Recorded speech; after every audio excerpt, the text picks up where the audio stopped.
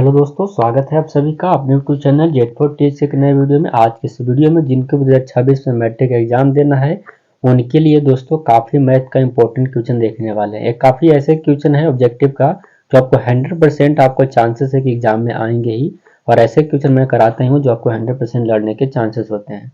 तो चलिए आज के इस वीडियो को शुरू करते हैं और सारे मैथ के ऑब्जेक्टिव क्वेश्चन को देखते हैं जो कि काफ़ी इंपॉर्टेंट है। दोस्तों के पास शेयर कर दीजिएगा। चलिए आज का पहला क्वेश्चन है कि समीकरण आपको 2x प्लस 3y बराबर 5 में x बराबर 1 दिया गया है तो y बराबर क्या हो जाएगा। तो x जगह पर 1 रख दिए तो 2 गुने 1 हो जाएगा, प्लस कर दीजिएगा। 3y जगह करते हैं बराबर में 5 हो जाएगा। अब गुना करेगा तो 2 हो जाएगा, 3y बराबर 5 आ जाएगा। अब 3y ज्यों के त्यों लिखिएगा और 5 में से 2 को घटाना होगा तो क्या बचेगा, 3 बचेगा। तो 3y बराबर 3 यानी 3 से 3 खत्म तो y बराबर भी 1 ही आएगा।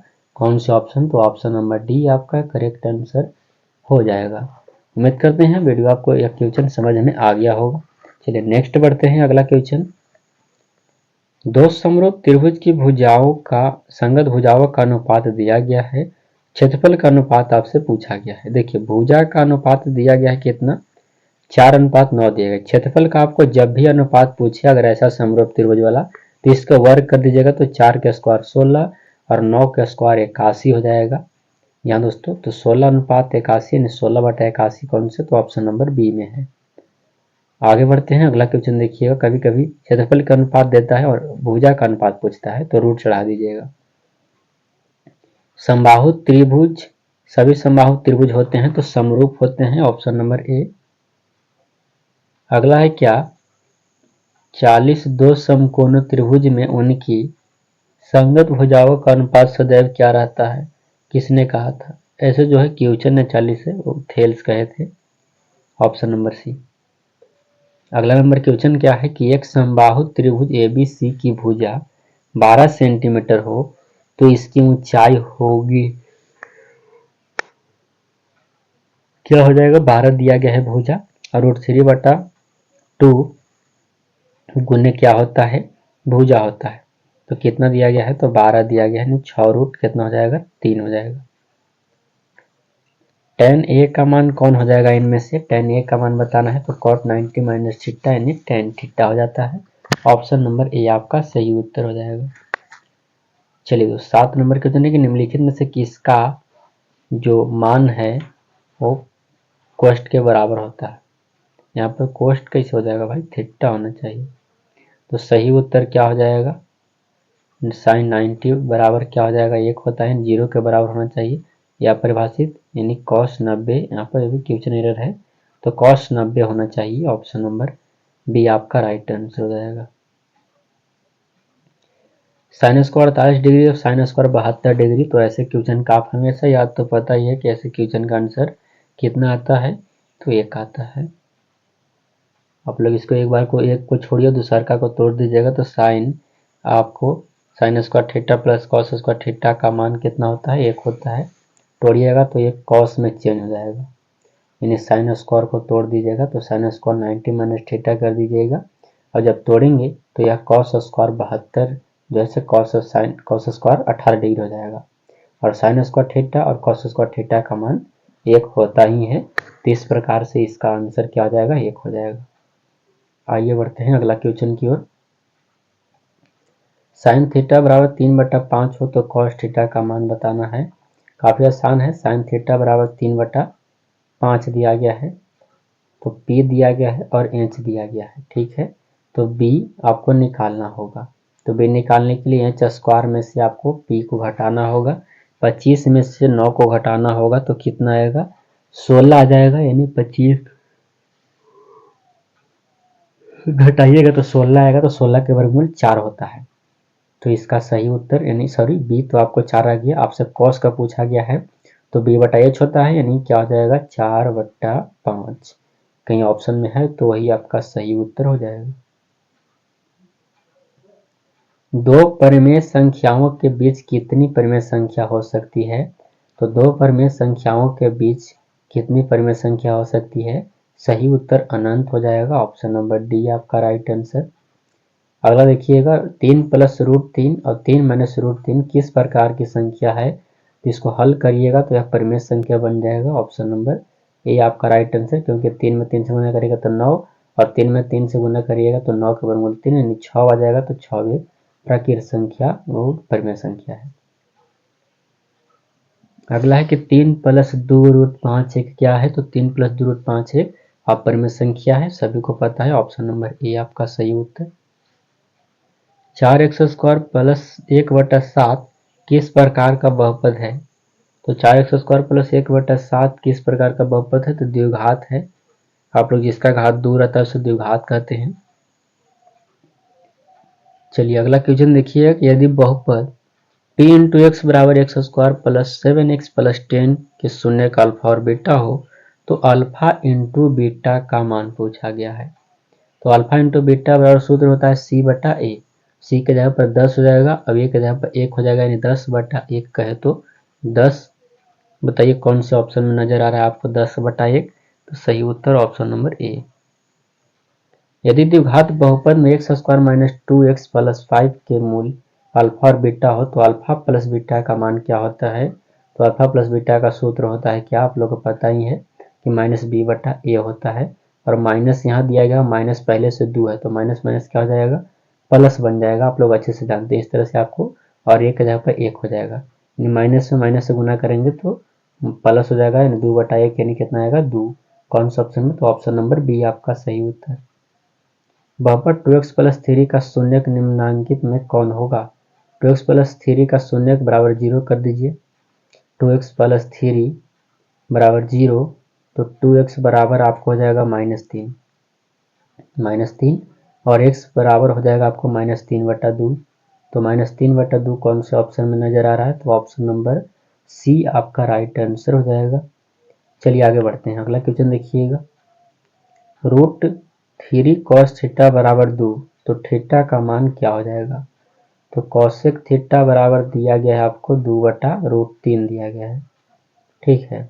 तो cosec थीटा बराबर इसका मान यदि होता है तो कितना का होता है, तो राइट आंसर आपको हो जाएगा, इस तरह से आपको तोड़िएगा, तोड़ने के बाद आपका इसका जो सही उत्तर हो जाएगा cos से cos खत्म हो जाएगा और आ जाएगा आपको 60 डिग्री। cosec 60 डिग्री का मान होता है। अगला कि sin² 22 डिग्री और cos² 22 डिग्री का मान 1 होता है। आप लोग को पहले भी हम इसका सूत्र बता चुके हैं, तो सही उत्तर 1 हो जाएगा। अगला है कि sin थीटा बराबर cos थीटा, तो थीटा का मान क्या हो जाएगा, देखिए sin थीटा बराबर cos थीटा है तो थीटा के मान कितना पर बराबर होता है, दोनों के दोनों, तो सही उत्तर आपके राइट आंसर हो जाएंगे sin 45 डिग्री पर बराबर होता है। चलिए सही उत्तर क्या हो जाएगा आपका 45 डिग्री हो जाएगा।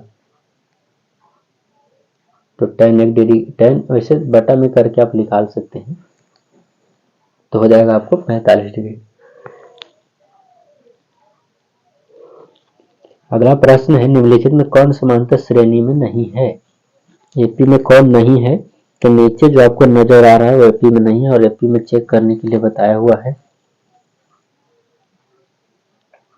चलिएगा ऑप्शन नंबर डी इसका सही उत्तर हो जाएगा। 21 नंबर क्वेश्चन देखेंगे। 21 नंबर क्वेश्चन देखते हैं, बिंदुओं r × x1 y1 और x2 y2 को मिलाने वाली रेखाखंड के मध्य बिंदु के नियामक है, तो मध्य बिंदु के नियामक क्या है, x1 + x2/2 और y1 + y2/2 हो जाएगा। Option number B. सरल रेखा x बराबर -2 और y बराबर 3, तो कटान बिंदु क्या हो जाएगा, आपको यह बताना है। तो -2, 3 कटान बिंदु सही हो जाएगा, -2, 3। ऑप्शन नंबर आपका कौन से है, तो ऑप्शन नंबर ए आपका राइट आंसर हो जाएगा। सूत्र जो दिया गया है यह इसको कौन सा सूत्र कहते हैं, आपको यह बताना है, इसका नाम बताना है, आपको ज्यादा कुछ नहीं करना है कि जो सूत्र दिया गया है वो इसको क्या कहते हैं, तो इसको विभाजन सूत्र कहते हैं, अंतर विभाजन सूत्र। चलिए आगे देखिएगा, अगला क्वेश्चन की ओर बढ़ेंगे हम लोग। अंतर विभाजन सूत्र कहा जाता है इसको।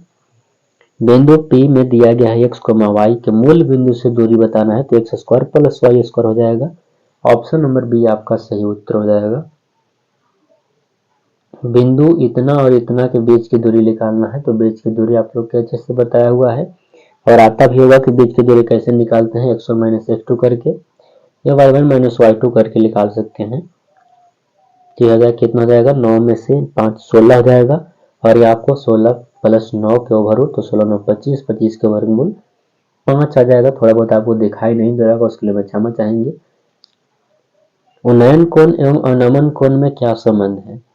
तो उन्नयन कोण और अवनमन कोण में क्या संबंध है? तो दोनों समान ही होता है।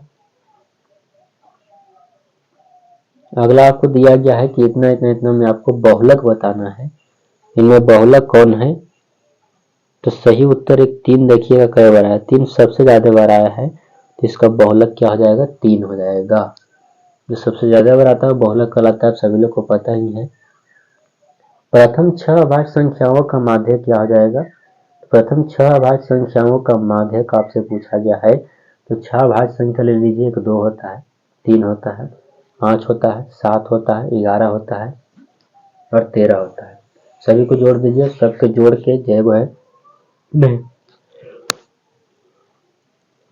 माध्य पूछा गया आपको, तो 3 2 इधर से और 2 इधर से, बच गए 2, दोनों को ऐड कर दीजिए और ऐड के 2 से भाग दे दीजिए। 5 प्लस 7 बटा 2 यानी कितना जाएगा, 12 बटा 2 यानी कितना आएगा, 6 आ जाएगा। तो 6 आपका सही उत्तर हो जाएगा।